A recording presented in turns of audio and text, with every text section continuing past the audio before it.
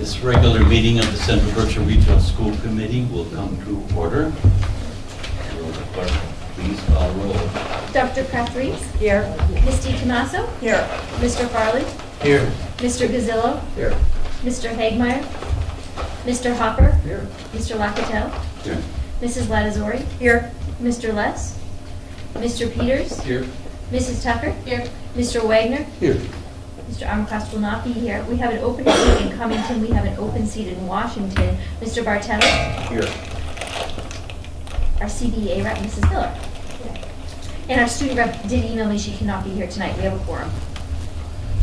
Very good. At this time, all who are able, please stand for the pledge of allegiance.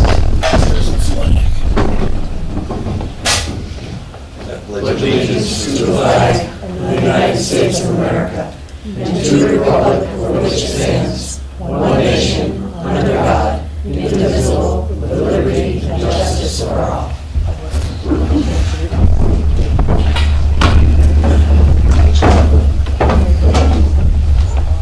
At this time, we will entertain any responses from the audience. Does anybody want to speak to the school committee? All right, thank you. No student affairs at this point. We'll entertain approval of the minutes of the regular meeting of September 13th. Motion to accept the minutes. Second. All right, are there any corrections or questions about those minutes? Well, there is. There's, at the end, it said Mr. Gazzillo asked for an update on the things at Greenville, and it was me.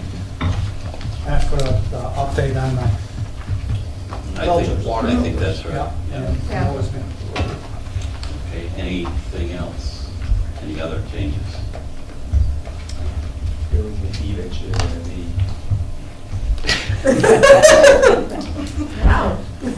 All right, all those in favor of the corrected minutes, please say aye. Aye. All those opposed say no, and those minutes are approved.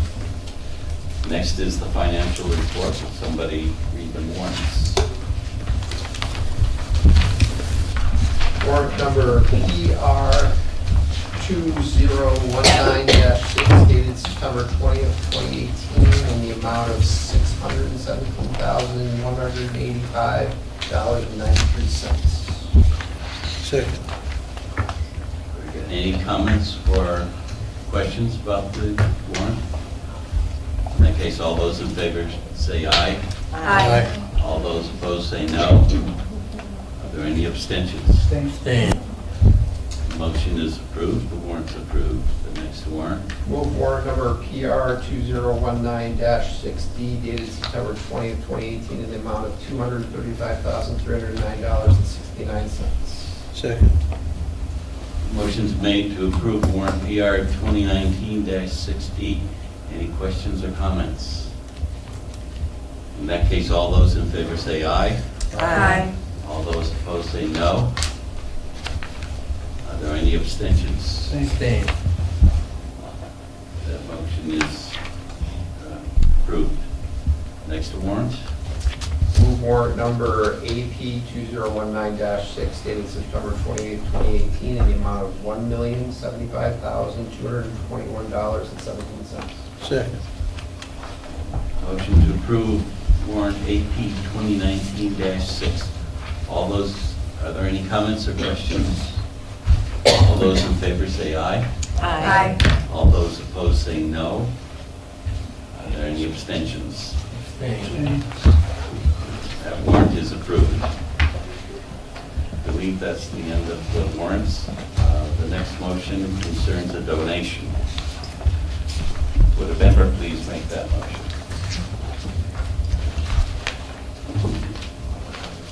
Be it resolved that the Central Berkshire Regional School Committee accept the donation of $25,000 to the Berkshire Taconic Fund from the Early Childhood Development Fund of Berkshire Taconic Community Foundation as recommended by the district treasurer. Second. Motion's made to accept the donation of $25,000 to the Berkshire Taconic Fund. Any questions or comments? This is awful lot. I've never seen it an amount this much. Is it, do we have an explanation of what it's about? Sure. This actually is a grant that we have been receiving for the last 3 to 4 years, and it's the Parent-Child Home Program, and it's run through the Child Care of the Berkshire, so it's for children younger than pre-K and K ages. And they've been generous for the last 3 or 4 years with this amount. So is this a donation or a grant? It's a grant. Anything else? All those in favor say aye. Aye. All those opposed say no. Are there any exceptions? Abstentions? All right. Motion's approved. Okay, be it resolved that the Central Berkshire Regional School Committee accept the donation of $500 to Wacona Regional High School Activity General Fund from Camp Taconic as recommended by the district treasurer. Second. Okay, motion to accept the donation of $500 to the Activity General Fund. Any questions or comments? Is this for parking? For allowing them to use our parking lot? I can, would you like me to? Sure. Okay. Yes, they pay to use the parking lot, and I believe that fee is $150. And then they also donate to where they want to donate each year. They've been doing that for the last couple of years, where they give in excess of what we've asked for. Any other questions or comments? All those in favor say aye. Aye. All those opposed say no. That motion is accepted. Next is donation to the Unified Track Program. Be it resolved that the Central Berkshire Regional School Committee accept the donation of $500 to the Wacona Athletic Unified Track Program from WBEC Coach of the Year, Liz Kay, as recommended by the district treasurer. Second. The motion is made and seconded. Are there any questions or comments? Okay, so all those in favor say aye. Aye. All those opposed say no. That motion is accepted. Next is communication, and I think there's nothing to be said about the town of Washington and town of Cummington vacancy. Everybody knows that is the case. The next motion concerns the retreat that had been planned. Would a member please make that motion? Be it resolved that the Central Berkshire Regional School Committee approves the postponement of the school committee retreat until the spring of 2019. Second. Motion's made and seconded to change our schedule that was previously approved. Are there any comments or questions? Wasn't this discussed at the last meeting? The feeling was that we really didn't have a topic to address during the retreat, and the retreat would make more sense after the committee is reorganized, Yeah. probably in the spring. So the meeting in November would be canceled. Any questions or comments? In that case, all those in favor say aye. Aye. All those opposed say no. That motion is accepted. The next item concerns the next election, which will be held in November. And the members listed are those that are up for re-election, or I guess they're all able to be re-elected. We do have open seats, so if anybody knows somebody who would be good and interested, talk to us and we can write him or her in. Next is subcommittee reports. The first is curriculum. Okay, well, we met on September 20th, and I think that the meeting was quite filled with good things. We tried to redefine our role a little bit, so we examined the Central Berkshire role of committees as well as the MASC website, and we all agreed that we've moved from the field trip approval committee to learning more about district initiatives, test results, textbooks, and extracurricular activities. And to that end, we set up a monthly calendar. So I'm going to give those dates to Greg, and he can put them on our calendar but once a month we're meeting on a specific topic, and we'll bring it back to the full committee after we learn about that topic. So some of the things will be school improvement plan, the math program, PBIS, budgets, and then, of course, there's this famous book that Lori gave me to read, and I jumped at the chance to read a new book, because the one I'm reading, Fear by, I'm screaming at the book, so I thought I might read something else. And this is about building relationships and yielding results. And it talks to the fact that school committees and superintendents and the relationship that they have has a direct impact on student performance. And it's kind of interesting, and I thought what we might do is bring you like 3 fun facts we learned from each of the chapters once a month, just so we can present something to you. Does that sound like a good thing to do? Okay. And Lori was going to purchase some more of these books for the rest of the committee that was interested. Not everybody has to read it. And that's all we have to report. Our next meeting will be October 18th. We're jumping on the retreat date that most of us saved. It'll be at 6 o'clock at Central Office, and we'll be discussing the school improvement plan. Very good. Are there any questions? All right, the next is finance. Mr. Priscilla. On the schedule for the report tonight, I'll read the motion. Mrs. P. Tomaso. Yes, okay. So, thank you very much. So, the Finance Subcommittee met this evening, and there were a few items that we discussed. So, the first thing we talked about was the fiscal year 2018 invoice to be paid with fiscal year 2019 funds. That's listed here as an item.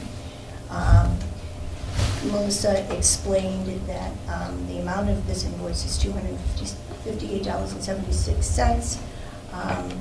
There was basically a human error made in terms of this invoice being presented in the proper fiscal year.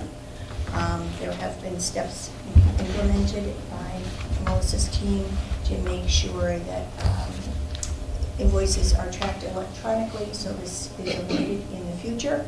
And there will be tracking of POs to make sure that there are no purchase orders outstanding at the end of the fiscal year, and there'll be follow-up. So hopefully this will not occur next year, but we recognize that there are human errors. So the subcommittee voted unanimously to move this forward for consideration of the full committee. Do you want me to read that? Or do you want me to read that? I can read it. Okay. Be it resolved that the Central Berkshire Regional School Committee authorized the payment of an FY18 invoice from W.B. Mason for the amount of $258.76 with FY19 funds as recommended by the Finance Subcommittee. Second. Motion's made and second to authorize the payment of an FY18 invoice. Are there any questions or comments? In that case, all those in favor say aye. Aye. Is anybody opposed? If you are, say no. That motion is approved. Okay, then the next topic that we talked about was the superintendent's budget calendar. And on the budget calendar that is in your packet, you will notice that the date for February and March references 2018, should be 2019. So we voted to recommend this to the full committee with the correction to those dates. Okay, and then the next item that we talked about was the Cummington status. This came about because our district attorney was contacted by DESE regarding a regional agreement that is due to be changed, and what the status was on that. So we talked about that a little bit, and we recommended that we suspend the regional agreement revision until after the school building vote, so as not to confuse the towns and interfere with the school building vote. And then we also talked about the fiscal 2020 budget guidelines, and we had a discussion about that. There was a recommendation to recommend the revised guidelines to the school committee, and one of the recommendations of revision under item 12 that's in your packet, there's the budget guidelines are in your packet. One of the recommendations was under 12B to remove the word enrollment from that sentence. Foundation. Foundation, I'm sorry, foundation. From that sentence. And we also had a suggestion by a school committee member to add a budget guideline that directs the administration to add budget for a school resource officer to the next fiscal year budget. And we had a motion to include,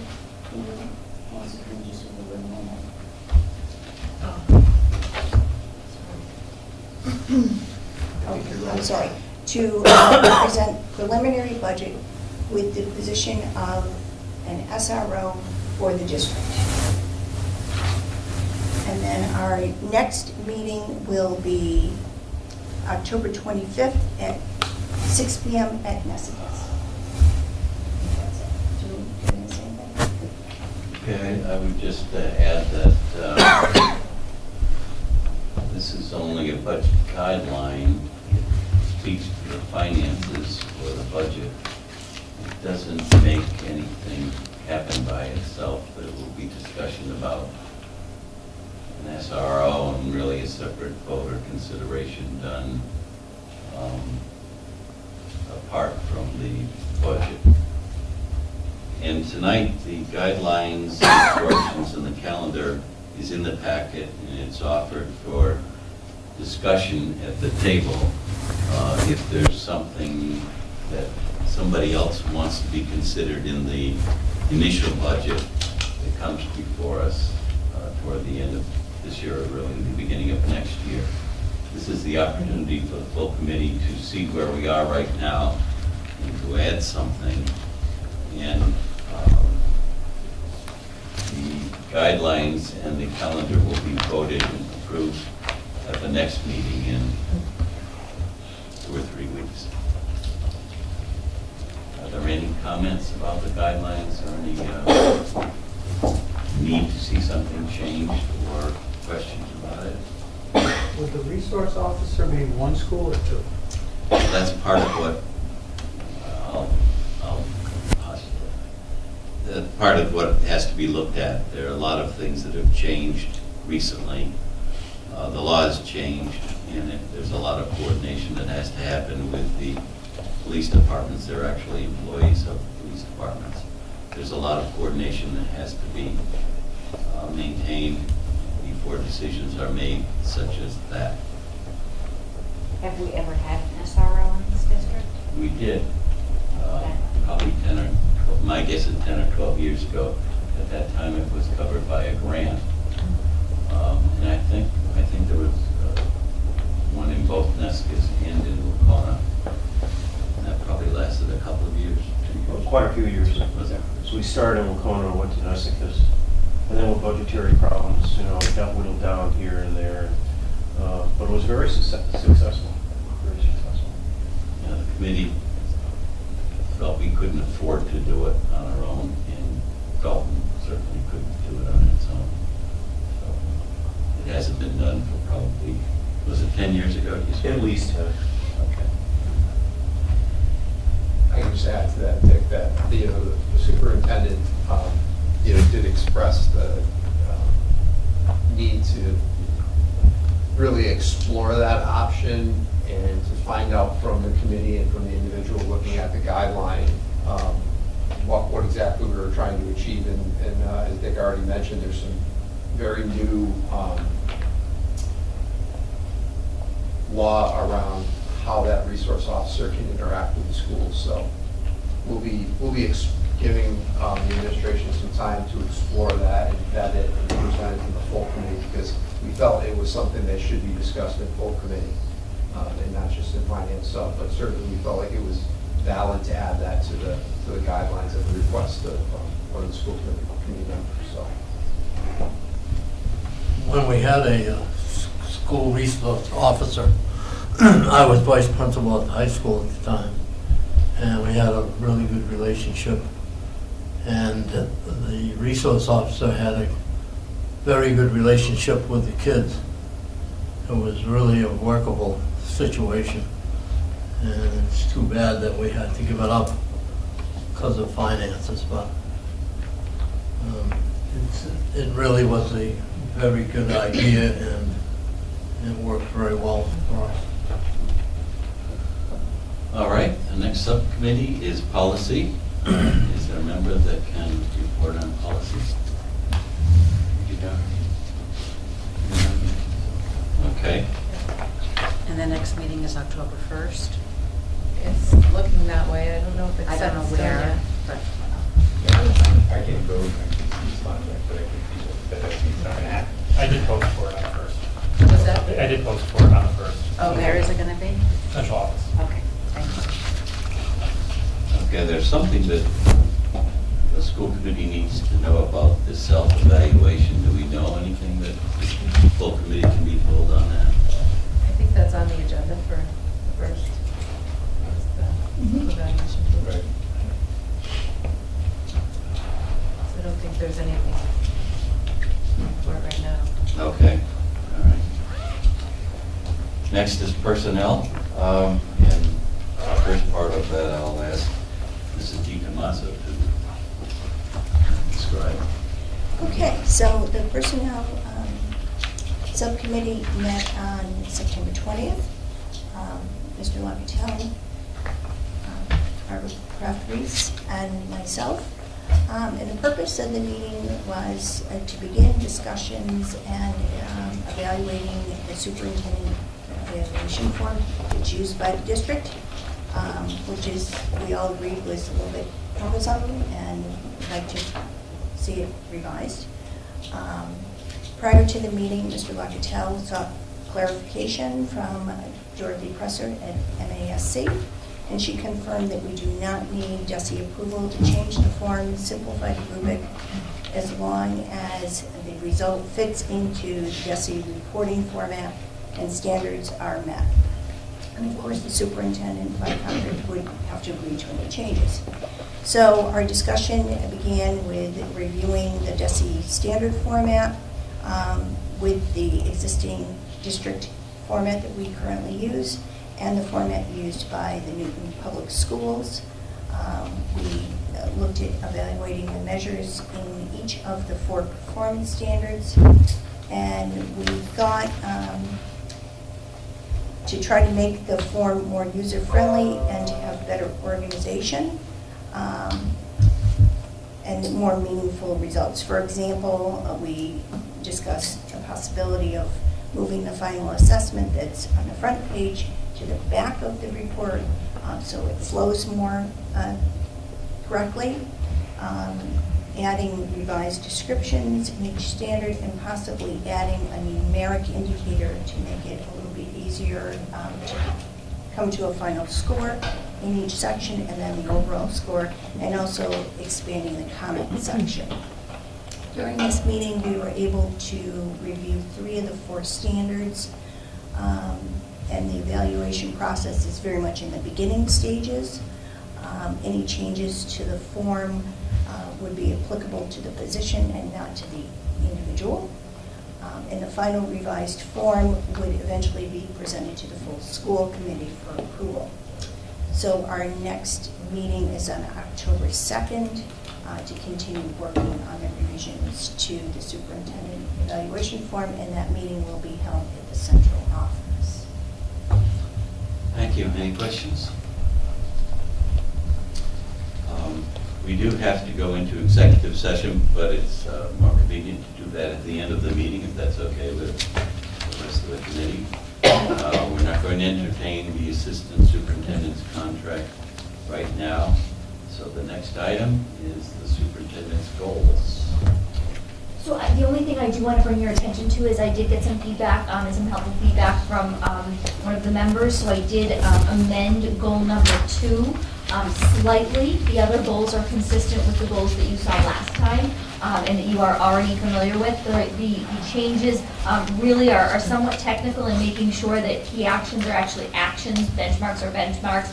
I had, as somebody who wrote IEPs for a long time for a living, had not been as clear. One of my actions was more of a goal, and another action belonged more as a benchmark. So I cleaned that up. I did change the language in the overall goal statement to align more to our current accountability system. You will hear tonight me talk a lot about targets, and that's new language that is really a priority in the new assessment system. So I changed it to be, it's not just about achievement. One of the most important indicators right now is the improvement towards your own targets.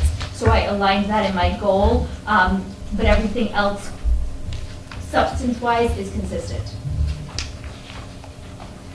So if you have any questions, I'm happy to speak to them, just to kind of refresh your memory before you vote, so you are aware of what we talked about last time. Goal number 1 is really on inclusive practices. Last time, the goal was more specific around UDL. We know that inclusive practices are an umbrella that include 3 components, UDL, PBIS, and SEL. Our goal is to really make progress in all 3 areas. Goal number 1 is highly aligned to the strategic plan as well. Talks about how we're going to make progress in all of those 3 areas, the actions I'm going to take, and how we'll measure that progress on what we call our implementation plans. That's really where we are with PBIS for the most part. UDL, we're in an exploring phase with SEL, but we will be creating an implementation plan. Goal number 2 is really the student achievement goal. Again, we're trying to increase overall student achievement. And what I did add in the amendment that you have in front of you, and targets. So it's not just about your achievement in comparison to other schools, it's how you're performing against your own targets, and you'll see that tonight. That includes some of the steps that we will be taking to do that, looking closely at the coaching model and the efficacy of that. You'll also see a specific key action and benchmark around our AP. There's a new accountability factor in the high school's accountability rating that looks at grades 11 and 12 access to advanced coursework. So there's real motivation not only to have a very inclusive AP program that provides access to more students, but we also want to see students having success on those exams. So there's a goal in there around that. There's an action, a benchmark around that overall goal. Number 3 is about the school building committee. It's very technical in nature, and it's what's coming up this year. And number 4 is about the leadership one that I had processed pretty significantly with the personnel subcommittee around my communication and interaction with the committee, as well as my support of the staff and the leadership team. Are there any questions or comments? I have a couple comments. First of all, I think the handout has only SMART goal number 2, if I'm not Right. mistaken. That was a That's the only change. one that changed from last time. The packet has all of them. Right. Yeah, yes. If you look at goal 1, this is to the policy subcommittee. If you look at key actions on goal number 1, then you look at page 24 of our packet, where Mr. Armacost made some suggestions. To me, I see some overlap, and I think the policy subcommittee has got to take that, has got to be aware of both of those inputs. You know, when you do the charter, if that subcommittee decides to revise the charter, or create a new charter, that would have to be done in light of or in concert with this goal, I believe. And we certainly don't want to have redundancy or duplicity in this whole thing, or we're going to be found and we won't accomplish anything. So I think there's merit to both, but we have to be aware of both, simultaneous existence of both. You're talking about aligning the strategic plan with this goal. The recommendation for the new subcommittee that the chair wanted For the the policy SEL. to investigate. All right, if you look on page 24 of the minutes where Mr. Armacost made a recommendation, he called for the creation of a new subcommittee that dealt with some of the same things that are in this goal, I think. Also, you're saying creating that subcommittee They have to has to be be on- aligned with yeah. this goal. It has to be at least aware of it, and I don't know what has Well, to be. isn't it part of, I mean, if you look at the goal, that's part of the, that's one of the tasks. And one of the goals is to create a committee for SEL, so it's kind Well- of meeting the goals. Yeah, there's a difference between a steering committee and a standing committee. That's one difference. And that's one difference, and it's an important difference. Just one piece that might be somewhat informative. I do think that the steering committee is absolutely best practice, but Mrs. Pecor, who's the principal at Greenville, and I have applied for a competitive grant that would fund about $40,000 for the district to really explore and implement some solid SEL interventions and plans, and it requires a steering committee. So we plan to move forward with the steering committee regardless. We are certainly hopeful that we are going to do so with some funding from the state, which will come with a tool that we can assess our practices K-12. So there is that as well. There's that component that involves some of the day-to-day work. I don't know, the chair was thinking a little bit more about kind of everything from more soup to nuts on building security. He talked about weather. He talked about things of even that magnitude. But this is something that hopefully with the grant funding will be tied to some pretty actionable steps around social, emotional, day-to-day, if that makes sense. Good. The other thing that caught my eye was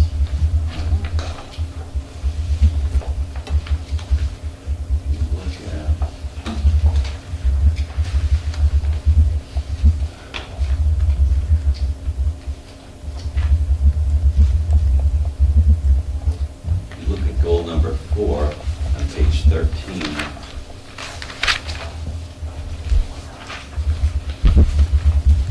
You look at key action number 5. I don't think that the superintendent spoke about a survey that she ran, but, and we talked a little bit about this in personnel. I don't think this is necessary. This superintendent does a very good job in this area, and it's better than any superintendent I've seen. And there are problems with any survey, and I was going to tell us a story about surveying omelets, but but it depends on how the question is asked and what you're actually looking for. And I think she may have overreacted there, but that's just my comments. You're not alone in that question. All right, any more questions or comments about the goal? Board member, please make the motion to approve the goals. Be it resolved that the Central Berkshire Regional School Committee accept the superintendent's goals for 2018 and 2019. Second. Motion's made and accepted, or seconded to accept the superintendent's goals. Are there any more comments or questions? In that case, all those in favor of the motion say aye. Aye. All those opposed say no. And that motion is approved. The next subcommittee would be technology, and my guess is there's no report. Okay. We're on a building committee. Is there anything to be said about the project? There is not, the same as last time, just a reminder that myself, Mr. Rob, Mr. Therian are going to be in the MSBA on October 10th in order to really have a dialogue with them about the educational plan. Skanska and DRA will be there as well to go over the entire preferred schematic report. This is really their opportunity to interface with us and ask their questions prior to the vote on Halloween. Just so that you're aware, you may see, I have spoken, Mr. Robb has spoken, I believe a few other people potentially have spoken to a reporter from the Eagle just about the coverage around that. So you may see something in regards to that in the Berkshire Eagle. But right now, we're just really waiting on those two big dates. I will say, and this is actually why I didn't think of this right off the bat, a beautiful thing, which is really what we wanted to see happen. We got feedback. People have really heard from myself, from John Armacrost, from Aaron, Rob, the information about the building project. They wanted to hear some other voices, and we had a great presence in each of the elementary schools. Mr. DiTomaso was at several of them. Really going out into the communities, and the most recent one was in Cummington the other evening. Mr. Callahan was down there, Jason Dion, Mike Daniels, who is a member of the building committee and a Cummington resident, and several other people as well. Todd Emerson, who's a member of the building committee and a community member, and those have been very positive. Mr. Callahan, I believe, may be the one. Him and Mr. Dion have been at every single one and have shared the feedback with us, which it seems like they're reaching a wider audience and they're a different voice. So that has been, I think, a positive. Good. Any questions? All right, the next item would be the superintendent's report. All right. Madam Superintendent. Here we go. I'm not going to speak to the first one because I'm going to speak to the first one more extensively with visuals. This was really an overview before we had the information that we had as of this morning. The distracted driver program at Wacona, you can certainly read. Maybe you want to access it. I know several of us on the staff think that we should. A really important program. They have it right in front of Wacona. I believe Aaron probably has already tweeted out a picture of it, but I certainly will try to do so. I'm not going to speak right now about the Director of Student Services position. I know there's something that may be needing to discuss in our executive session. We do have Stephanie Case on site. She is our interim director. Again, she's very, very familiar with us, and that's been a smooth transition. But we'll talk more about next steps as we determine them. I just wanted to give you some information about PBIS. If you did read through this, if you did take a moment to look at the videos, I've gotten some really good questions about PBIS that really made me realize that we were not explaining it as clearly as we could. So I tried to give you some resources around what it was, and I know some of you have extensive information about this, but for many people it's new. So check that out if you haven't. There's going to be a full presentation to the curriculum subcommittee on PBIS. All of our schools are implementing PBIS. Restorative practices is something you may do under PBIS. But PBIS is really a school-wide approach to really reinforcing positive behaviors on a routine basis. It's not about how you necessarily deal with negative behaviors. That's certainly part of it. But the big piece is really establishing what your key priorities are and reinforcing them positively. And then really being consistent when you do have to consequence something, that it's about a core priority, so your key values. Nesicus was accepted into a PBIS academy through the state, which is excellent for us. That will be a 3-year process for them to fully implement PBIS as a school. There will be a parent participating on that group. There are 2 teacher leaders who will be leading the group, as well as Mrs. White and several members of the staff. It'll be a 3-year, rather intensive process. I have updated before that Kittredge is really at an implementation stage, which is excellent. Craneville is very close to that stage and needs a little bit more support to finalize their plans, especially with our new administrative team that they will get on Friday the 5th. And interestingly, it's nice to mix up groups, but on our PD day of Friday, October 5th, Becket, Washington, and Wacona are going to be together, which is not a group we put together, but Mary Kay and Mr. Rob are all about it. So because while logistically you say, wow, Wacona and Becket, Washington, but they have some real similarities when it comes to this and where they're at. So they're going to be together as a group, and then there'll be consultants working with each of them in the afternoon. So we're happy that that's moving us along. I did just give a little bit of update about social emotional learning update. Mr. Gazzillo had asked that we share information about this on a regular basis at every meeting. I won't have data on incidents of bullying, fortunately, at every meeting, but I will give you that kind of data, but I want to include some other things as well. I think the prevention needs assessment survey that we do here in the county is relevant to include under that, just so you know it's coming. It's every 2 years. It's 8th, 10th, and 12th grade. Does compare us countywide, statewide, nationally. When we get that data, we will do an overview with you. It talks a little bit about what that survey is. It's really at-risk behaviors. The other piece of it, an update, we're still waiting, but we are got our fingers crossed that we're going to get that SEL grant. I talked a little bit about the World of Difference training. I'm not going to steal the thunder of Debbie White and Joanne Dowling, who that's a part of their school improvement plan. But it's really looking at our implicit our biases that we all have that might be more implicit in nature that we have to recognize in order to be very cognizant about how we treat each other. And the training was very high quality, and the next step is training the students. But I will let them speak to it. Again, I did say that this is kind of social emotional. The impetus for this, though, really was concerned about incidents of bullying in the schools, allegations. At this time, I'm always cognizant if I present data that I make sure I'm not presenting individually identifiable data. That means the data is so small, you know that. We do not have any reports or any findings of bullying at the elementary level. We've had a couple of investigations at the secondary level. They're so small in number that it'd be identifiable for me to provide more than that. But you do need to remember, anytime there's an allegation, the parent now must be notified and there's an investigation. So I did have a conversation with a parent recently who'd been notified by administration at the secondary level that there was an allegation. There was no substantiation. And it felt like a kind of a not realistic allegation, but that's not, it's like a 51A. You don't screen it out at the start. You just automatically file if you suspect and let it get sorted out in the process. So there's been a couple of those, if that makes sense. But I will keep doing that probably every 2 meetings just to make sure that there's a credible amount of data to be bringing forward to you. I'll actually give you those numbers. My data is always as good as the last time I had a conversation with someone, and we know these are moving targets. But I will include this as a standing item. I'll also include upcoming events, and I won't take much more time on this, but if you are interested, another activity they're doing at Nessicus just to really kind of prioritize anti-bullying, prioritize strong relationships is Debbie has coordinated for a famous country singer to be at Nessicus. And if you look a little bit more into it, but do try and attend, I will get you the specific times if you're in the area and you're able to do so. So there's a little bit more on that.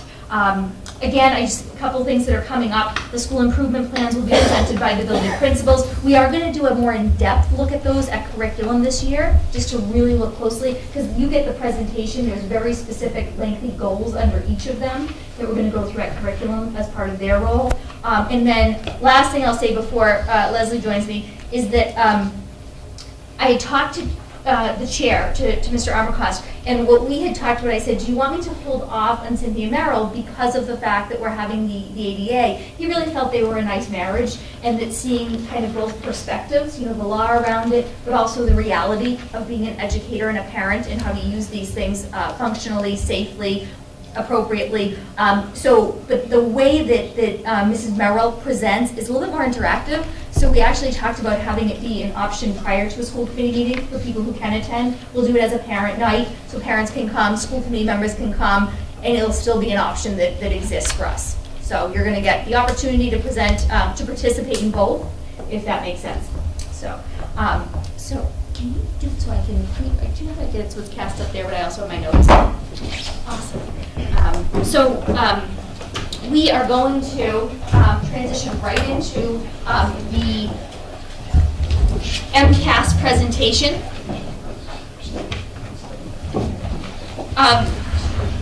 Couple disclaimers, whatever you want to kind of think of them as. This is hot off the presses. This was a unique situation. So I talked to Superintendent McCandless in Pittsfield. They had their school committee last night. He just didn't have the option to do this. The data hit this morning. So we were in this situation where it's nice. The data hit this morning. So I can stand right here in front of you tonight and share that data with you so you're not processing it on your own in the media. However, I do want to remind you the data hit this morning. So there's that piece of it. So Leslie and I are kind of like, we look that way, we are that way. I've also done this presentation now twice already today. I'll explain to you why. And this is the third go around with it. So there's that. Twice already actually saying it out loud to other people. I've probably done it many more times in another capacity. So when they're doing that, and we're going to kind of piggyback off each other, Leslie's going to take over when we get into some of the numbers a little bit more. And if we're kind of, really I think they're in your. I'm desperate, I'll do it, it's okay. No, but they're in your other case, Joe, for now. Oh, the printouts for that? No, for you with the notes. Oh, with the notes. Print. See, told you, with the notes, printouts with the notes. Anybody who knows how to look at the screen while being able to see your notes but not have everyone. I've done this presentation now in front of several different groups today. Nobody's been able to figure that out for me. So if Greg could, no one can. So that's our challenge in Google, in the Google world going forward. So, let's see here. Here we go. All right, so we're going to go through the presentation. Interestingly, this morning when I was kind of thinking about this for the umpteenth millionth time, for the first time in a long time, I think that Leslie and I, and certainly our administrative team, and then the staff we talked with today, while there are some things in this data that we have some very significant concerns about, and we do need to be very, very clear about this, and there are also some things in this data we are very, very happy about, and there are some things in this data we have some really questions about, and we really need to look at more. One of the things about this data that the first time we feel very empowered by it. This is data that we can understand, this is data we can look at, this is data that is not going to change. So when you hear that, oh, the system keeps changing, the numbers keep changing, we can't compare this to that, that is over. That is no longer a story. For the first time, we know the game, we know the rules, and we know what we need to do to play it well. That story, if you hear that, is no longer true. They've explained it to us. What they don't have, and the commissioner has been very cautious, they don't have trends, because they don't have 3 years yet. So you say, does this mean? But I really would like to see a third year of it to say yes or no. 2 years in the world of data is not a ton. So we don't have trends. But what we absolutely do have, we have a baseline that we can compare ourselves against from last year. Be careful when we're talking about comparisons, we're talking about from last year. So what we really want you to take away from this presentation, if we do it well, is we want you to understand the new system. We want you to understand how it works, how we're using it, and how it's being communicated, and we want you to understand our story accurately. What it means for us right now, because this system is much more about how we look compared to ourselves than how we look compared to everybody else. And we'll explain that a little bit as we get into the data. Does that make sense? Mm-hmm. So really, again, we had the opportunity today, and I'll talk to you about why we did this presentation with our administrative team presence. They asked some really good questions. We tried to clarify it through that process. And then we did this presentation with the NESICA staff. Our data out of NESICA is of significant concern to us. I've had a relationship with the NESICA staff for a while now, as has Leslie, and what we really dialogued about, especially after a very difficult year last year, is nobody likes to be talked about, people like to be talked to. So out of respect for the NESICA staff, I spent some time with them today. I explained to them that I have significant concerns about their data. They shared those concerns. But I also went through the presentation and I said to them, if at any time you don't feel that I am valuing you as an educator, if at any time I'm indicating that I don't think you care about kids, you need to stop me. But if the data doesn't feel good, the data speaks for itself. So we went through that together. There are two things that I've talked to other superintendents who have been in these positions with data where you really need to make some significant changes quickly, and they really talk about you need to be informed, you need to know your data, you need to be aware of it, and you need to be accurate in your instruction in relation to the standards. So we can't talk about NESICA without talking to them. A teacher did come up to me at the end and said that I hope you do express to school committee tonight that we heard this and we are ready, and we're going to use this data and we're going to make sure that this data improves. And that was kind of her takeaway. There was a range of takeaways, but I will say that it was an attentive audience that was willing to hear the information. And just click on, the one you just closed out, just click on the next screen. Greg tried to tell me. Nope.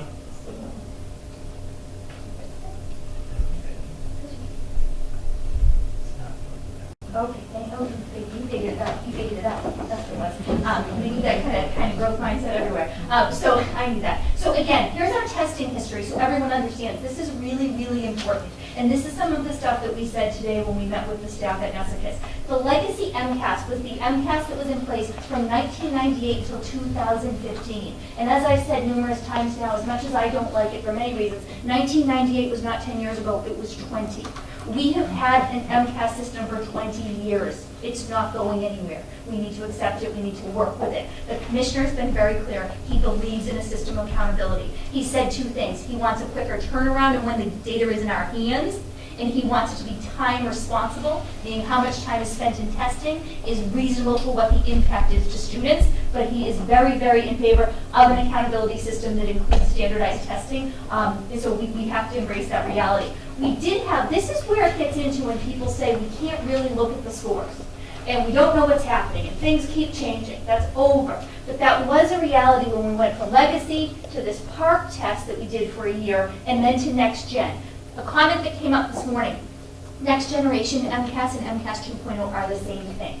If you're next gen, it's MCAS 2.0. It is our assessment system, it's what's staying. It's when the state of Massachusetts said, you know what, we don't think we want to do PARC, we want something that's more specific to Massachusetts. So that's what we have right now. We've been computer-based, that's another thing that we really need to be cognizant of for a long time. That's how we've been using the assessment system. But when I talk about that we really have good information now, we've done the next generation MCAS in grades 3 through 8 now for 2 consecutive years. We're continuing to do the legacy MCAS in grade 10 and with our 9th grade biology test. But in all other areas, we are doing the next generation MCAS. This year, for the first time, now this will be 3 years of data in grades 3 through 8, all computer-based, good data, including the 5th and the 8th grade science.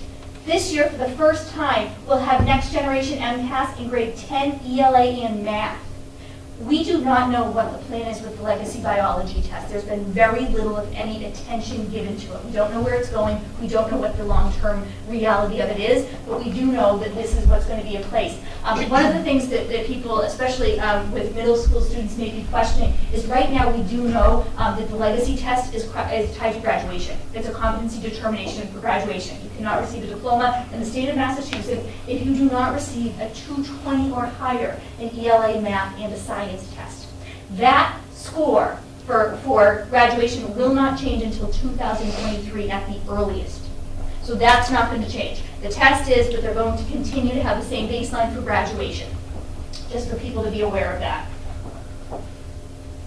So again, just a couple things. Some of these I'm not going to get too into, but again, we have talked about next generation MCAS is about readiness for the next level. We've talked, and we'll come back to it. It's more about critical thinking, application of knowledge, making connections. We do believe the curriculums we have in place are a good fit for that in ELA and in math at the middle school starting this year. We have questions about K-5 math curriculum. We will talk more about that.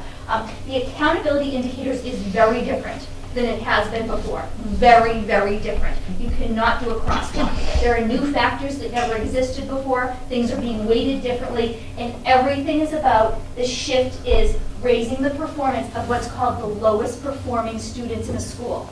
That may or may not be students with disabilities. They may be in that category, they may not. It's a much larger group. So some of you might have heard comments or seen stickers or whatever you've seen on social media. Massachusetts won in the nation, not for all. Massachusetts is number 1 in the nation, not for all. So this is all about changing that. This is all about prioritizing. We're not going to reward districts who are doing really well with some kids and not all. We're actually going to count the kids you're not doing as well with twice. And we'll explain what that looks like in a minute.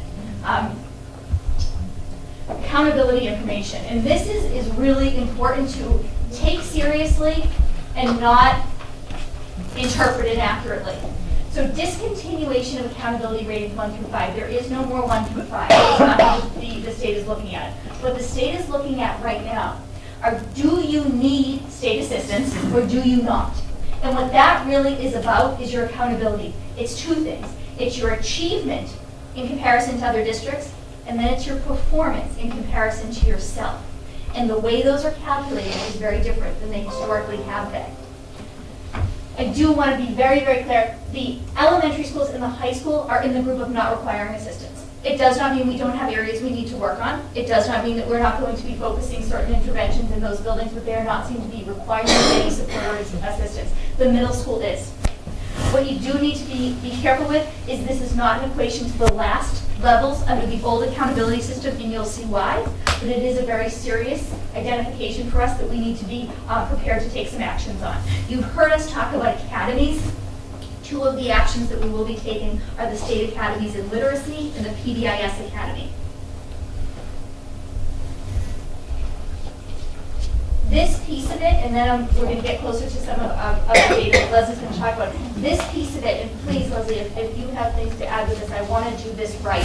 It used to be that I could cover this up and say, our performance as a district was 75% of this, how'd you do? And 25% of this. That is no longer the case. It's a far more complicated formula. And I'm going to go through it and talk a little bit about it. If you are a K-8 school, you're all grouped together. And some of these things are going to cycle in the presentation. I cannot compare Wacona Regional High School right now to anybody other, if we want to do county-wide comparisons. Pittsfield High, Taconic High, and Berkshire Hills. They're the only 9-12 schools in Berkshire County. We can't compare to the others. They're literally not in our group. Because if you do partial next gen, which at Drury High School, for example, their 8th graders take next gen. Their 9-12 take the legacy. They're in a different group. Our 9-12s are in a group with only 9-12s to compare against. We're one of 4 9-12s in Berkshire County. Our middle schools are now in a group with K-8s. And our middle schools really are one of 4 middle schools that look like themselves in Berkshire County. And that would really be Reed, Herberg, and Monument Valley. If you're looking at our K-8s, this is now worth 67.5% of the overall score. What that means, and this is really important, the math scaled score, the ELA scaled score, and the science scale score are averaged together to give you an achievement rating, and then you're ranked against the state. You might be saying, wait a minute, there's only 1 science, and there's 3 math and 3 LA a building. Yes. Are they weighted equally? Yes. That's pretty big, right? That's a pretty big factor. At the high school, this number is much less. This number, I believe, is 47.5, and I'll tell you why. The growth data is about 22.5% for both, but it's not the old growth data. The way they do it now is they look at your overall growth. ELA and math have growth, we know. Your overall growth, and they look at your lowest performing students' growth. They take both, they average them together. So what are they doing? Are they counting your lowest performing students twice? Yes. Lowest performing are counting that twice. Does that make sense? Yes. So that's what they're doing there. High schools is the same. Now, where do the other points come from at the elementary? Chronic absenteeism make the other 10% up. We lost points at the elementary level in chronic absenteeism. Chronic absenteeism means that you are in a school, you have to be there for more than 20 days, and then you count. You have to miss more than 10% of your days, that's 18 days in a year. It doesn't matter if it's excused or unexcused. They rank the percentage of kids that you have there. They set targets for you for how you should have done compared to last year. And you receive points or you don't for that. Chronic absenteeism is not about excused or unexcused. It does not matter. The one caveat to chronic absenteeism is presence. It's not about constructive presence in a building, it's about access to education. So some of the questions that come up are, what about a student with home hospital tutoring? What about a student with a mental health issue? Those are not students that we can't come up with plans for and have not counted in this, but somebody who's going to spend 3 weeks in Hawaii, that's a problem. That's a significant problem. A student who takes off Fridays, a significant problem. Now, the high school, you're saying, okay, I'm missing 20 points. Yes, I am. At the high school, I'm missing 20 points because the high school has a separate category for graduation. Back up one step. The high school's absenteeism actually counts for a little bit less because they also add in some points for percentage of students in 11th and 12th taking advanced coursework. What is the reality around that? They don't want to see us just getting kids through MCAS and then not still pushing our lowest performing subgroup. They want to see things like open enrollment in AP. They want to see dual enrollment at the community college level. That's what that is. But then come back to the other 20% that Wacona is getting. That is their overall dropout rate. That's their 4-year graduation rate. That's their 5-year graduation cohort and re-engagement. You get points for avoiding dropout altogether. You get points for having 4-year graduation. And then you get points for having kids come back, graduate in the 5th year, or stay engaged in the school. That's what that is. If you exceed your targets, you get 4. You meet them 3. Improve below 2. And no change would be 1. You get 0 if you decline. That all goes together to come up with your overall ratings at this point. Does that make sense? And you're going to get 2. One is how well you're doing, and one's how well you're doing against your targets. and your targets are specific to your data last year. Good? It's a lot. This, where you have in front of you, if you're going, I can't see that, no, you can't, but it's just really to show you they're revamping the district report cards so that you look at it differently, and it literally is this column here is all students, this column here is lowest performing. Your lowest performing is the lowest 25% in your school. That is affecting significantly, and I'm just going to say significantly, because we're going to let the data speak for itself, because it's actually not negatively, significantly impacting in all three. But it's impacting significantly at Craneville, Nesicus, and Wacona. Becket and Kittredge do not have enough kids to have that subgroup. So that's what that is right there. This is, I'm going to quickly, because this is not us, I want you just to have an idea. Now, we have to get away from two things here that I don't want to kind of take it away when you're still used to it, so we're going to show it tonight, but we're going to encourage you kind of to start to shift your mindset. This right here is the ELA data at the state level. You see it says scaled score. There's a 30-point range in each category. So if you're meeting or you're exceeding categories, you're a 30-point range.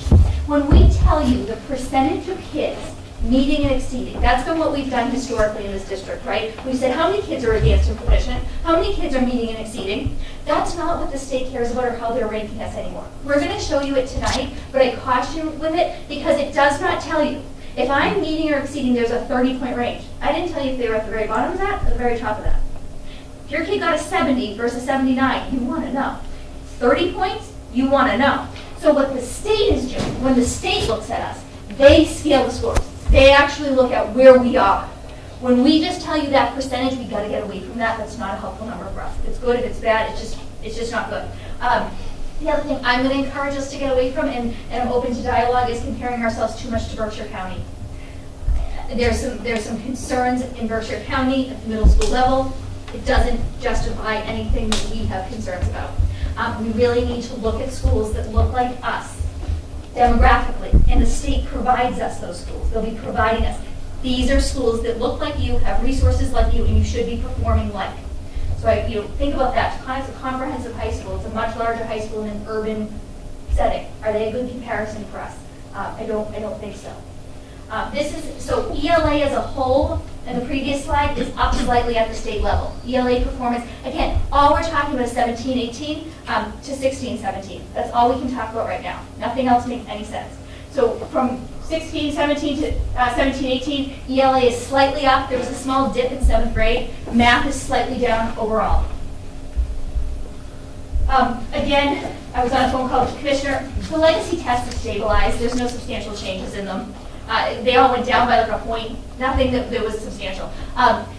The commissioner was challenged around the 5th and 8th to say, is there a downward trend? And he said, no, we don't see trends within 2 years, and I'm not going to make any comments on that. We saw stable science scores in 8th.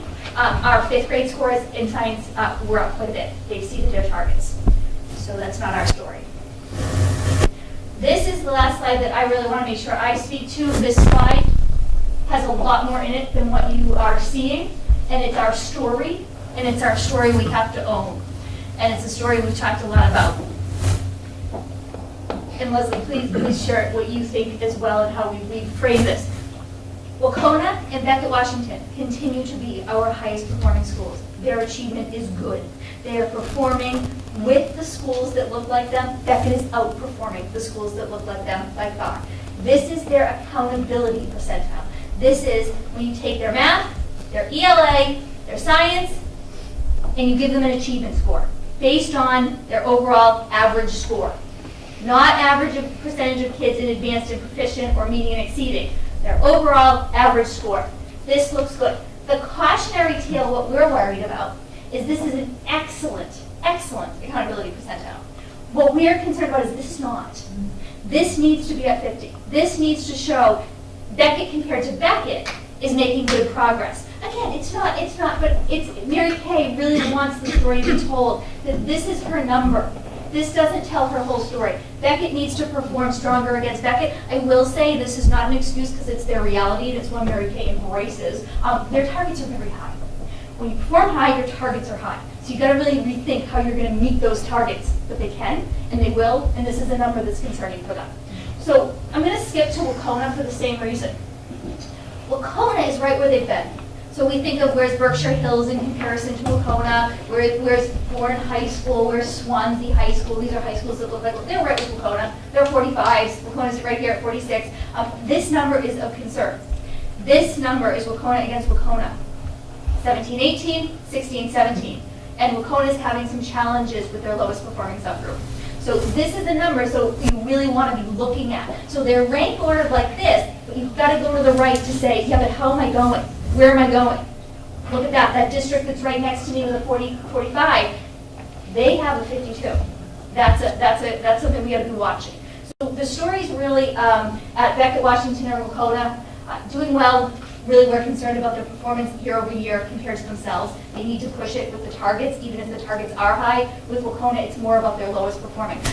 This story I absolutely am, and I'm going to give some real accolades to. That's a story you want to have. Kittredge Elementary School is progressing towards or meeting their targets at 70%. That is very high. The state sets the bar. They're really happy to see 50. That is very high. They want this to go up. Of course they do. This is where they've been, but this will go up with this. So when you look at them, they have the opposite story. They're at the 33. They're not really loving that, but in this column, they're higher than most of the districts around them because they're moving. That's where you really want to see movement forward. Same story out of Craneville, and really with Craneville, that's a really, really important story out of Craneville because this is the first year that Craneville is really looking at that lowest performing subgroup, which is a big impact to them. Our biggest concern is absolutely out of Nessicus. That is what it is. It's absolutely, they're not getting points, they're not moving where they need to be, and it's a huge concern for them and for us. Talk a little bit about this. This is the one we're showing you, and we're saying it doesn't really mean anything. Because it would be like if I said all our kids get C's and all our kids get 70s versus all our kids get 79. You don't know what's in there. That just means they met or exceeded. So just a caution, this is all accurate, right? But you're going to see in other data, 5th grade outperforms the state. And you're going to go, your data's not wrong. No, they do, because their scaled scores are higher. Everyone can be in the same group, but if you have an 89 and someone else has an 80, that's a big difference. This doesn't show you any of that. Does that make sense? It's just the state doesn't use this data anymore. Do you want to add anything about that one? Not only that this is this is the way data's been traditionally reported, but basically what would happen is students were assigned a category by their score. And so if they were in the meeting category, they were given a standard 100 points. If they were in the exceeding category, they would be given a standard 100 points. If they were in partially meeting, they'd be given 75 points, regardless of where they fell in that band. But right now, the targets that we're being held to and that are being set for us, every student, there's an average that's taken of the scaled score. So every student is assigned a scaled score, and then an average is taken. So that's how our targets are set. Our targets are not set by the number of students that are in the, or the percentage of students that are in the meeting and exceeding categories. So we put this up because this is a kind of a traditional way of presenting our data. But this isn't really the way anymore that we're being held accountable. This, in large part, looks probably slightly better for the middle school. It doesn't look as good as the elementary's data does when you present the elementary's data the way they're actually looking at it, if that makes sense. As far as huge changes that we've seen, we have seen a fairly substantial change in grade 3. Most of the elementary school is at or slightly moving forward, and we have some concerns in grade 6, 7, 8. Grade 6, 7, and 8 looked at this fairly today and said, I didn't expect it to look like this. When you saw the numbers you just saw, you wouldn't expect this. You'd expect worse numbers. You absolutely would. That's because that is the percentage of kids in meeting and exceeding. It doesn't take into all those other factors I talked to you about. All that is how many kids met and exceeded. It doesn't take into how low they were in the meeting category. It doesn't take into the meeting their targets category, and it doesn't take into consideration that lowest performing 25% being counted twice. So that's part of what that is. And there are areas, I mean, there are areas that moved closer to targets. There are areas that are not terribly far from the state. But it didn't translate in the way the state is looking at our data. This is not how the state is looking at our data. This continues to be how Wacona's data is being looked at. You're not going to see it look like this next year. We don't know exactly, given that they're going to keep the 220 bar, what it will look like. Wacona's story, this is their good side of the story. The other was their concern. Wacona's achievement is good. It's obviously above the state. There was a dip in math. We did see a decline in math from last year, from 82 to 76. But by and large, they're stable. Their growth is very good. That's student performance in 8th grade in comparison to students in 10th grade. Their growth is very strong. Where they are not strong is Wacona against Wacona out of last year to meet their targets. Doesn't mean that Wacona looks drastically different than last year. It means they set targets for them that they would earn points for, and they missed most of the points. Doesn't mean that it's like, oh, did they go back? Did their achievement go down terribly? No, they missed their points. They set targets for them, and they didn't get there. And one of the biggest concerns right now is the target of the lowest performing subgroup. Does that make sense? The one other factor to know about is that, and this is a reality that tells a story that we need to be honest with ourselves about with Nesicus. Many districts are also getting 20% of their points for students who are ELL. If you have 20 students who are English language learner speakers or more in your school, 20% of your score is about ELL. That's how much focus the state is putting on this at this point. Many of the schools that Nesicus is in a similar situation to have those stories. We know we don't have those stories. We know that. So we really need to be honest with ourselves about that. We're really excited for Craneville. Craneville's growth is good. Craneville's achievement is good in many areas. This is what it looks like. This would take all day to drill into every single one of these, but this is what it looks like because there are 3 of these for achievement, there are 2 of these for growth, there's 1 of these for attendance, there's several others as well that show you other factors. This literally shows you, so if you look at Craneville's, and again, this is kind of the challenge, and I talked to Nesicus staff this afternoon about this. Craneville and Kittredge and Becket, Washington have a good story, and they do, and I think it deserves to be noted. 5th grade has a phenomenal story, and it does not mean that the Nesicus story is not very concerning, but we are a whole district, so we really do want to present that because there's some really nice things coming out of those scores. Craneville met exceeded their targets in ELA for all students. Their lowest performing group, and that was really the first time they've really seen this, and I will tell you, it was targeted focus on that coming out of the administration at Craneville. They knew this was coming, they owned it, they knew who those kids were, and they were really closely watching that, and the teachers embraced it. So I really do want to give, when you see this, this is really what you do want to see. They met their target, they exceeded their target. This is approved, they're going forward, but they're below where they need to be. They're off by point, whatever it is, 1.0. No change, they exceeded their target in students with disabilities. You might see here, this group has 33, this group has 32. It's a 1 student difference. Are they the same? Not necessarily. Some of those students may be in that group, they may not be. Does that make sense? So you could be getting scored on the same students 3 times, essentially. Could be even more. If you have a student who, they're all going to be scored for all, lowest performing, special ed, and it could be other categories as well. But that's Craneville and ELA. Kittredge, this would look the same for in many ways for all of the schools right now with grade 5 science. But this is Kittredge. We had a lot of dialogue last year about certain schools and whatnot. Kittredge improved in all areas. And really a lot of targeted coaching, a lot of very specific focused instruction, and a lot of hard work. And I think that we really do need to acknowledge that. They exceeded their targets. Kittredge gives Leslie and I pause about our math feelings, but we still feel like Kittredge did some really good work in math. We still question our math curriculum. They gave us a little bit of pause there, I would say, a little bit with that.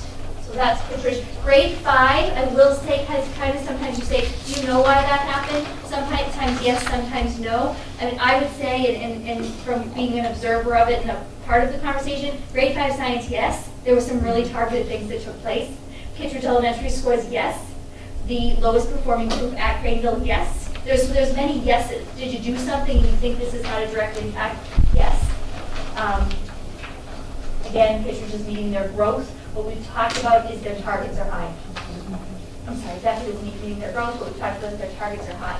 That's what I will clarify with the Becket kind of story. I mean, Becket has growth is a really important story because it's how our children are growing. And I think Beckett's targets are very high, Wacona's targets are very high. Actually, Wacona in ELA has a target of 99 right now because they were already so high. So that's sort of an example of having really high targets. Even if you're not meeting your targets, you want to know that children are growing. Are they learning and are they growing? And I think this is a good example. The state really identifies 50 as a target for growth in all areas, except for science. In ELA and math, you're not going to see a growth target for science. But so Becket for ELA, their growth is 59.3 and 57.7. So if, knowing that, this makes me very comfortable, knowing that Becket, that these are their growth scores. And again, I think something to celebrate, that we're growing children, they're learning. And you did look, you can look into all of these. The issue, what you're going to see at Nesicus is it was declined and did not meet, and they missed all of the points. And that's what it really is. It's 1 out of 4 points, and you're not getting points. That's exactly what happened in both areas. And you can look at all of these, and I can look at them in detail with you if you want to do that as well.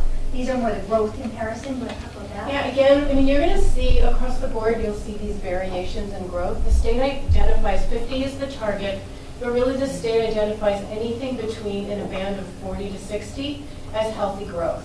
So if you are in that, if you're close to 50, and there will be these variations throughout the years, but if you're close to 50, I think you can feel comfortable that students are learning and you're growing them, always looking at them again, of course.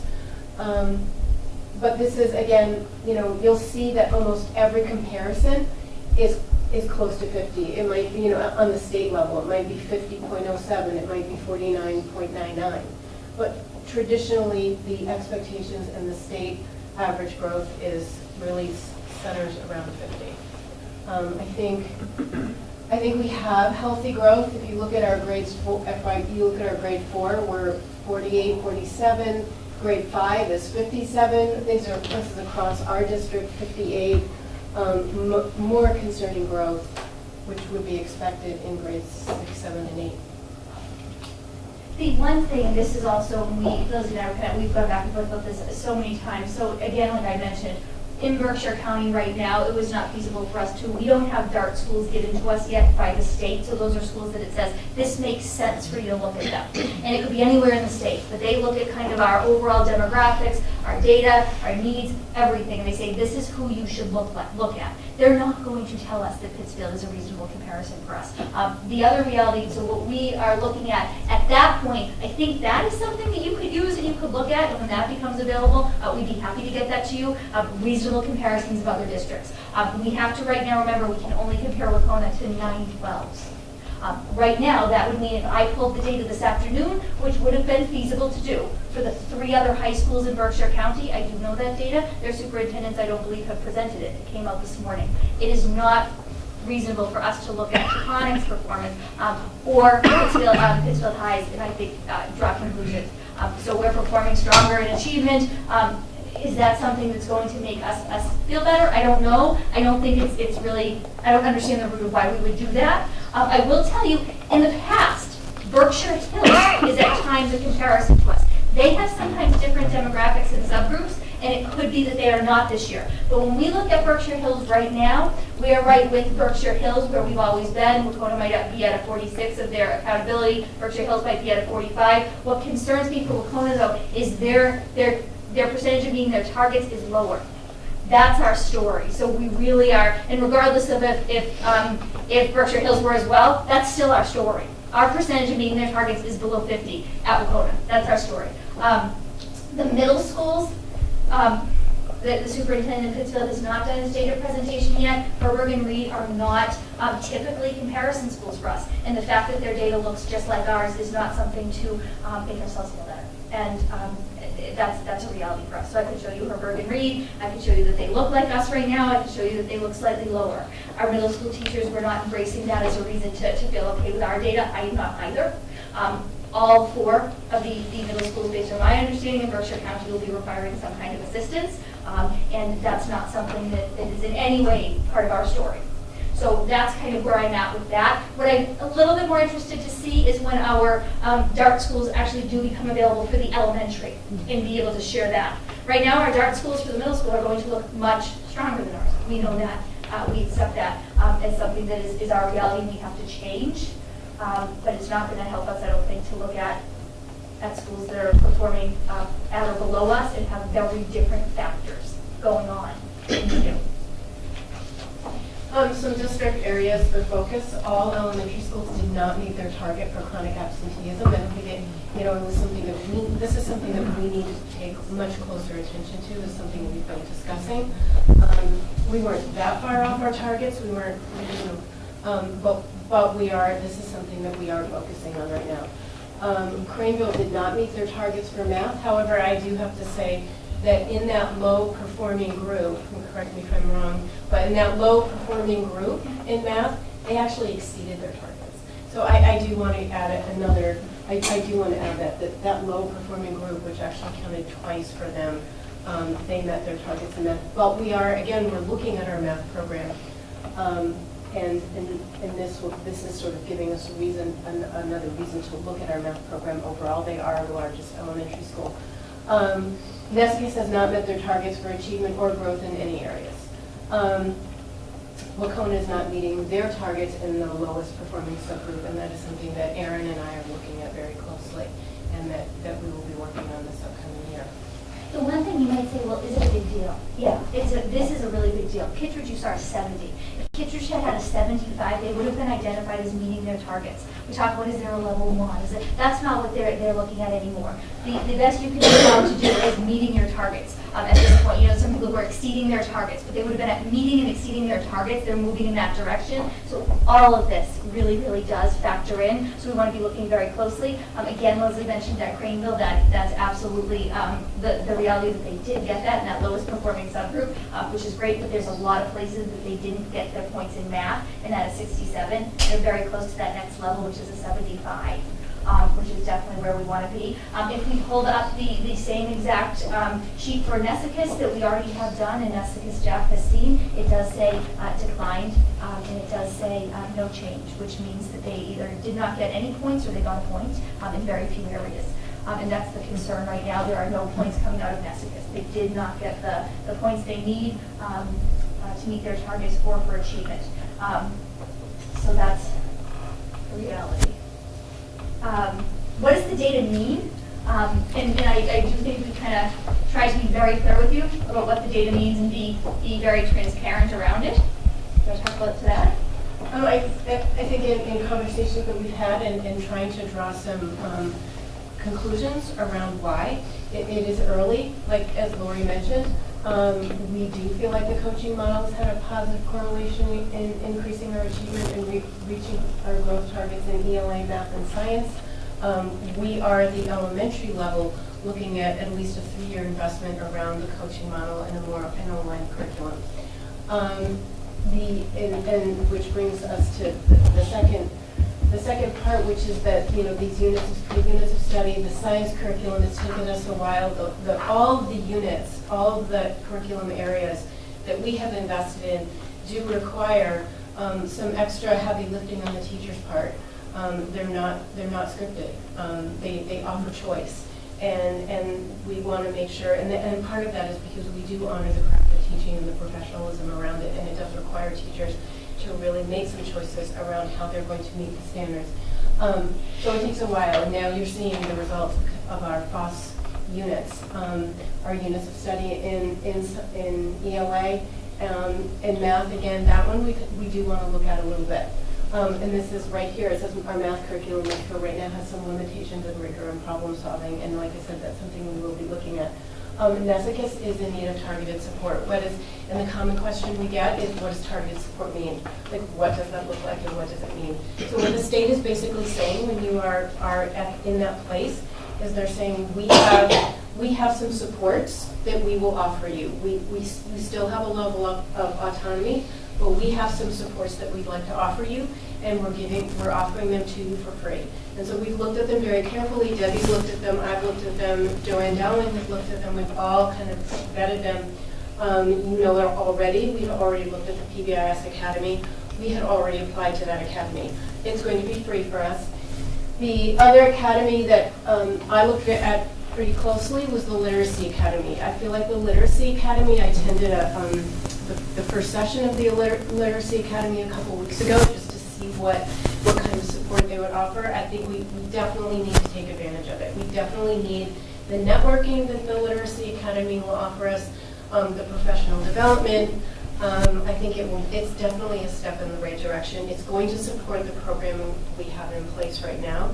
It's going to make teachers, it's going to increase our capacity as professionals. Instructional coaching in ELA and NESICUS, that will be Patty and I. So Patty will be, as our new instructional coach, she will be at Craneville 3 days a week.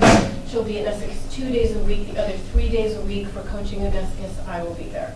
So they will have 5 days of coaching. Also, I wanted to mention that Sean Therian will be coaching in science. So he will be there coaching 1 day a week, but he'll be in 2 classes that day. Debbie White will be doing some logistics around time on learning. She's going to be doing some logistics on just looking at the schedule in general. She's taken a very close look at our targeted review and looking at their recommendations and thinking about what she can do to support those recommendations every day and long term. And then again, an aligned curriculum in ELA, math, and science. And really at NESICUS 6 through 8, they've had the writing curriculum for 1 year. The reading curriculum for them is new this year. They had a 4-day training in the spring, in June. So this is the first year they've had this right now. Will be the first year of a reading curriculum that's aligned 6 through 8. Their science, they piloted the science last year. It was officially adopted in the spring. This year they have a fully aligned science program. And this year they have a fully aligned math program. It's called Eureka Math. Eureka Math is, I mentioned in the subcommittee when we met, is a very problem-solving approach toward mathematical thinking. I think very highly of the Eureka Math program. And we will be continuing to provide support in these curriculum areas throughout the year. At Wacona, our growth is high. Our achievement is, again, some of the targets at Wacona have been set very high.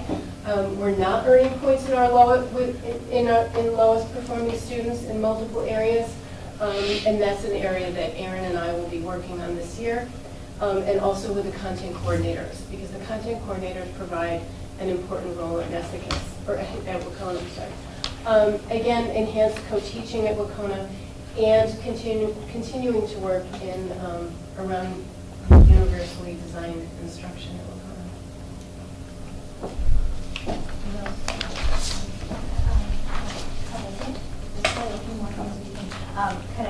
Go into this question. I would say we did not get into, and I'll show you a little bit about some of the things in real time, but we did not look at every single school individually at the elementary level. I do have concerns that's perilously close to personnel data. And I did confirm with my colleagues with superintendent in the county, and nobody's looking at individual teachers, they're looking at grade levels. So for example, Superintendent Canvas shows grade 3.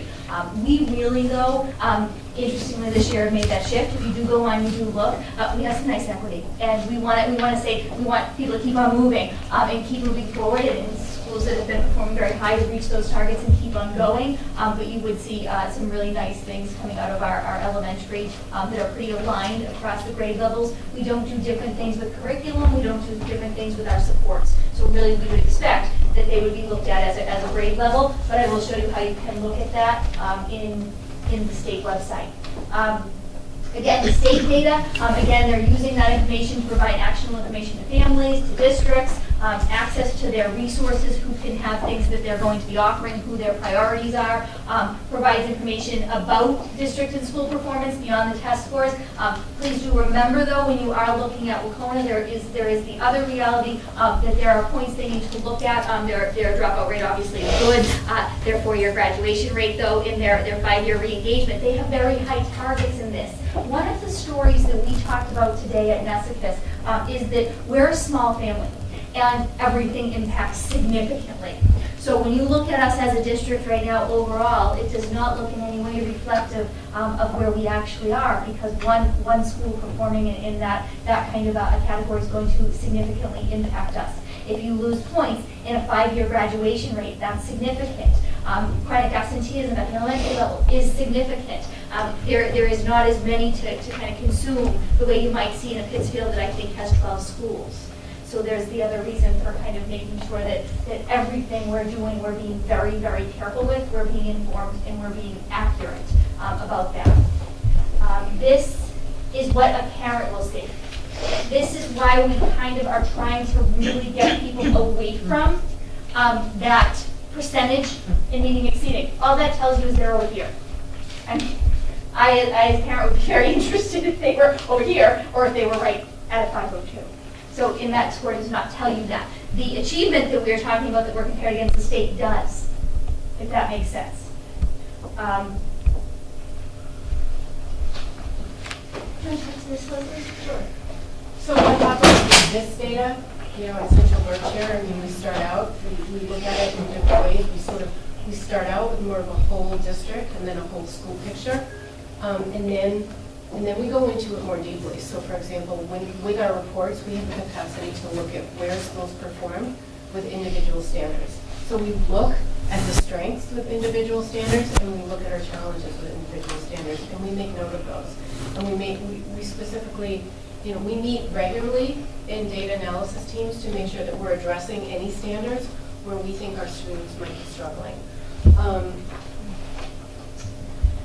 We also always go back to this original assessments with benchmark assessments, but we compare how our students are making growth toward those. And we are in the process right now of developing some action steps for some concerning indicators such as chronic absenteeism. Those are points that we think that we should be able to get, but this is something, a lot of times even in the smaller schools, it's not that many children, but we really want to address that pretty seriously. We do, like I said, we do monitor our benchmark data very carefully. For some students are monitored, and we look at growth data actually every couple weeks to every month. Some students, it's actually more like 3 or 4 times a year. It depends on a student's needs. And again, the focus is really progress toward the standards. We really want to set high expectations that all students can meet the standards. It's really about the scaffolding that we provide for them. So this data is important to us. It's important to look at the students we have in front of us. It's also important data for our teachers to look at and to say where are our strengths and to be reflective and to think about having sort of that growth mindset and where do we need to make either content area shifts, but in a lot of cases it's sort of pedagogical shifts. It's about our teaching. And that falls into kind of speaks to the coaching role and just having somebody say, well, maybe if you try this, or let's look at this, or let's teach together. That's a lot of the work that I do every day. I've done a lot of that work in the elementary schools. There's going to be definitely more of a shift on my role in coaching at the middle school with some help from Patty, which we've already started. I mean, that's not something that we've waited, we've already started some of that. Any questions that can guide before I go into anything that is not what people are most interested in? I'm sort of glazed over with all of this. It's a lot. And I thank you for presenting it as well as you did, but it's totally confusing. And I'm concerned about parents getting their kids' reports. When are those student reports going to be sent out? And will there be any preparation to help parents understand what those reports look like? So yes, so the reports, you will not receive them in the office until tomorrow. and then they can be sent out. They do come with a cover letter that does break everything down and does explain everything, and these are the same reports parents saw last year. But certainly the principals send home weekly communication, and I anticipate they're going to go out Friday nights. Their communications, the elementaries do. Middle and Aaron, I think, sends his like Sunday night, but sometime, and they'll also be explaining to parents what this says and how to reach out if you have questions. I will send you the letter that goes with the parent report so you can see it, that they'll receive. And Barbara's other point, this is a lot of information, and it's a lot of new information, and we need to kind of take it in chunks. The school improvement plans are going to happen on a different night. They'll hear even more specific data then. We can revisit this as another topic and talk more in depth about it at another meeting as well, because it's a lot, and it's been a lot for us to process, and certainly today was even more information. So some of it we are explaining to you that is newly solidified for us. Sure. Questions? You know, when you measure something, you always get what you measure. And I'm a little concerned. I'm all for bringing the bottom up. I'm totally for that. But if you're counting them double, you know, that really, you're going to focus really heavily on that.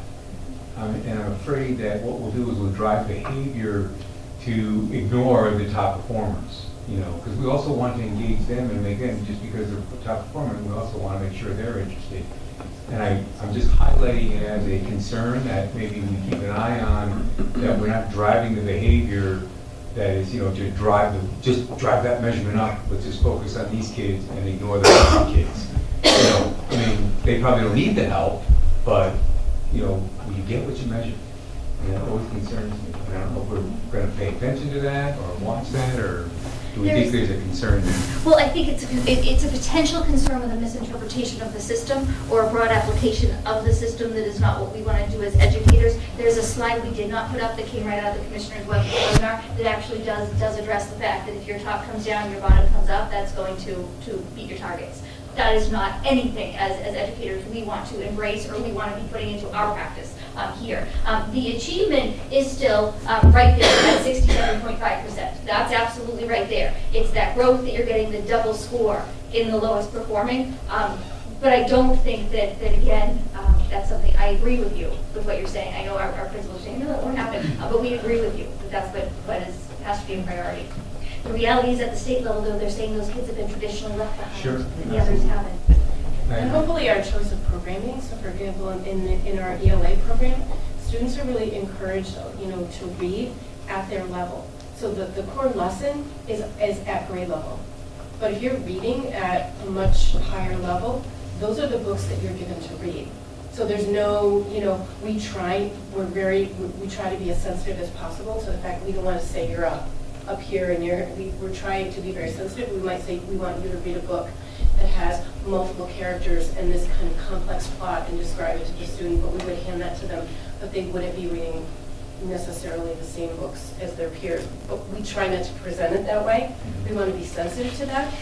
But students do get to pick books within a range, and that range should be around, we call them just right books, but that range should be driven by interest, but that range also has to be driven by what they're capable of doing and how they're capable of thinking and inferring and analyzing. So that's built into our program. So hopefully, and that's very true, I think, of the new math program that we've recently adopted. It actually starts out at a less difficult level, and it scaffolds into a more difficult. So it builds right into these very complex problems as the lesson sort of progresses. A couple of things. The new MCAS, you know, we always get the, you know, hey, you're teaching to the test, right? You know, and I feel like, from what I hear, there's a little bit, the tests now are a little bit more reasoned, you know, looking for, I'm using the word here, but, you know, they're not just multiple choice questions. You have to get to the, so do you guys feel that the tests are a little more, match more what you should be teaching and how you should be teaching? So if you're teaching to the test, you're doing a good thing as opposed to driving things Right. down. Right, if you're teaching to the standards, Is that a good thing? if you want to teach to the standards. Yeah, You well, don't want to, like, you know, we wouldn't put multiple copies of tests in front of students all the time. We just wouldn't do that. We don't want to do that. But you're right, in some ways, if the conclusion you're drawing is I would agree with, if you're actually teaching to the standards, you are technically teaching to the test, but not in a bad way.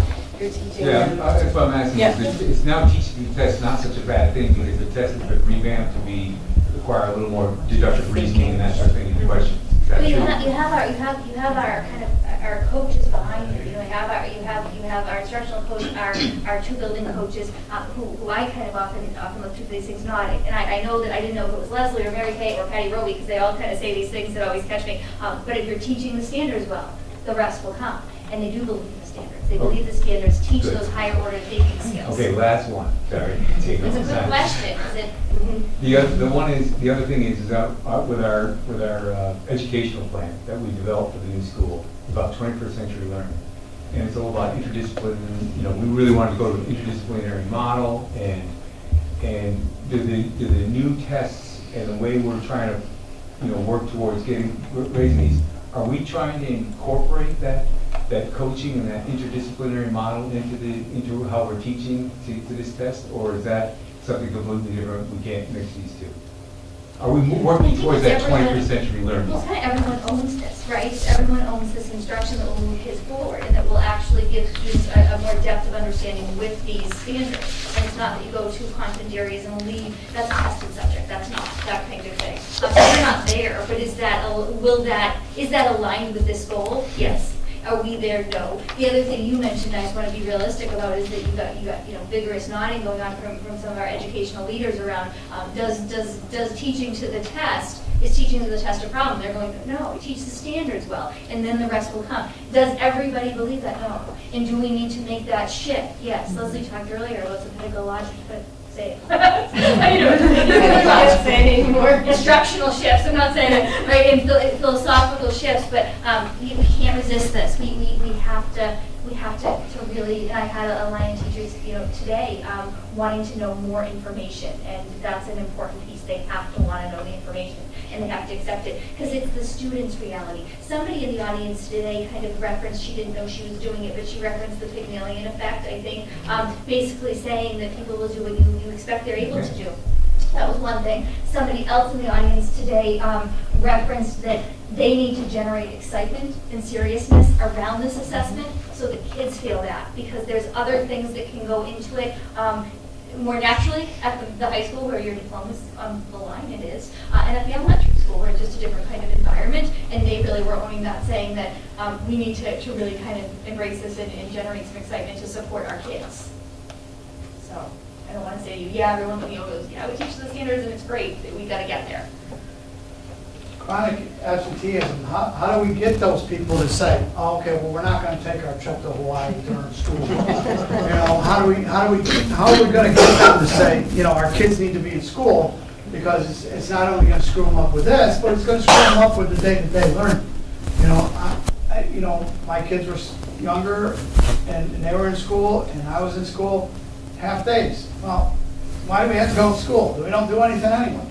Well, because that's where you got to go. Okay, that's the number one. But do we eliminate half days? We just have all day PDs, and so that I don't know. I'm just saying that was the attitude when I was in school. That was the attitude when my kids were in school. How do we get it through to people that they have to send their kids to school? They have to be in school. Don't take that trip. This is important. When I was younger, if you didn't go a certain amount of days, guess what? You stayed back. Oh my God, what a concept. You don't go forward because you're not here enough to go forward. It is a lot of days as well. All of the principals have specific strategies of how they're going to be working with their communities, because they have different communities, but a part of it as well is being informed. I mean, one of our principals, say, one family could do significant damage to your overall chronic absenteeism. One family that continuously has students out and has 2 or 3 students in the school. That's kind of our reality. But the other piece, 18 days is a lot. So if people know that going into it, I mean, I don't know, are you going to take that once-in-a-lifetime trip that costs you 5 days? I hope you're going to be very cognizant then of every single other day. We're probably not going to get someone to cancel the trip, but we might get somebody to be much more informed. We know we need to be informed and we need to be accurate anytime we're going to make improvements. So I think there's specific strategies each building has, but we have to remember, it is not about approved and excused and unexcused. So you go to Hawaii, then you're sick for a period of time. serious illness, we can use different ways of supporting. But I don't really feel that good and it's raining, no, we can't. That is a problem. No, that doesn't work. No, why can't we just make them be, okay, you're out a certain amount of days, guess what, you don't go forward. I mean, why can't we do that? I mean, It's probably be You a know- whole other slew of things, but retention. Yes. Obviously, nothing else is working. Well, I would say, you know, this is a new rubric, right? I mean, this is the first time I saw chronic absenteeism, so it's really about educating parents and saying, hey, you know what? Right. When you take It that kid for a counts. vacation, you're impacting the entire performance of the school district. I think educating the community about that might have a little different effect on it when they do that. And I think that'll change, so your point is well taken, but I think this is a new rubric, so we have an opportunity to say, all right, hey, there's some meat behind this absenteeism, let's make sure the parents know that. I think that's the key, is getting that word out there. Yes. I don't personally, I think some of those families that take those extended vacations aren't really going to care about the No. overall performance of the district. They're going to say, look, that's nice, but we still want to go have our 3-week vacation because we can. well, Johnny has to redeem the grade. But it's more, I think it's more telling them now in elementary school, hey, this is nice now, but by the time you get to high school, your kid may not end up getting his diploma because you decided to take. Well, we know we can do better by it, and the more we're informed about it, the more we can monitor it, the more the parents are informed, they'll monitor it, and it can only improve. So I mean, I think regardless of all the reasons, we can do better by it, we can monitor it closer. They all have their lists already of who was chronically absent last year, they're already formulating plans. We weren't watching as closely because it didn't used to be part of our world. I'd like to ask a question. At Nessicus, you talked about a literacy academy. She's, Can you explain that? she ran away. Can you talk a little bit specifically about the Literacy Academy? Yeah, so basically what the Literacy Academy is they're 5 sessions. So and there's a focus. So the focus this year of the Literacy Academy is really, again, very similar. It's consistent with the state focus. So it's really providing strategies and reading material that meets the needs of all students. But there's a keynote at the Literacy Academy, so we would bring a team. So the idea is there's 2 main focus, there's a focus for the content, but there's also 2 main goals. And one goal is to improve the capacity of teachers, in professional development for individual teachers. But the other goal is to really improve the capacity for teachers to collaborate, so that when they're talking with each other, they're influencing each other and they're making good decisions about literacy. Are students required to go? So students do not go, only teachers go. Only teachers go. Oh, all right. So only teachers go and administrators. Debbie and I will go, Patty Roby will go. What is PBIS? So PBIS is, that one's just literacy. PBIS is the positive behavior intervention support.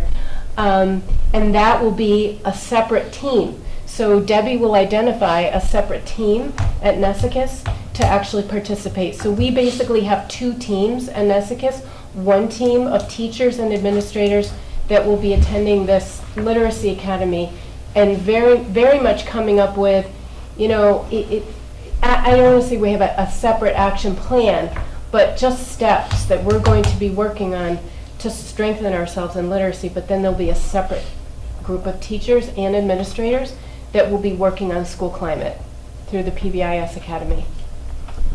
I'm around the high school quite often because I still teach driving. I go down and sign up kids.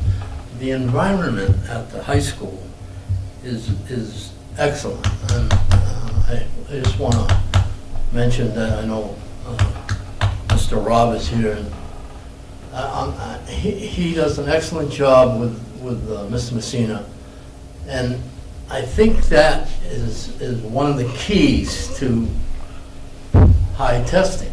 Absolutely. And I also think that we have a lot of the principals here, and your effect getting into the classrooms and getting teachers meeting their goals, meeting the standards that are set, is very important. And I know Mrs. Buckley last year I said something kind of negative about Hinsdale School, and she said to me, and the scores went up. She said, "Oh, when I come back next year, I hope you'll say something positive about me." And I'm saying, and about the school. I mean, you know, the principals set the tone, and I know Debbie's moved from one job to another, and I know she'll do an excellent job. And you have a greater, the leaders of the schools have a tremendous effect on the whole environment. And I just want you leaders of the schools to know what a good effect you can have, including the superintendent and your assistant with the curriculum and stuff. You're obviously very concerned, and that has an outstanding effect. It passes on to kids. And I want to congratulate you all, and I hope that our tests keep going up. Anything else on this? I think my mind is glazed over. Oh, my gosh. And I would hope that, I think it warrants a lot of other discussion, a number of other forums. I could have asked a question every 30 seconds. Right. But I think we want to continue a dialogue in a different setting perhaps, or different ways, but I'd like to absorb a little bit more than I have so far. But thank you very much. No, we will do that. It's a lot more complex than it previously has been, but in some ways, if we use it right, it's even more informative, so. We will absolutely bring back in, like Ms. Locatell said, any way that we can kind of support getting the understanding of everyone higher. We have to be informed, we have to be accurate, so. Is curriculum subcommittee scheduled a rehash of this in some fashion? We have,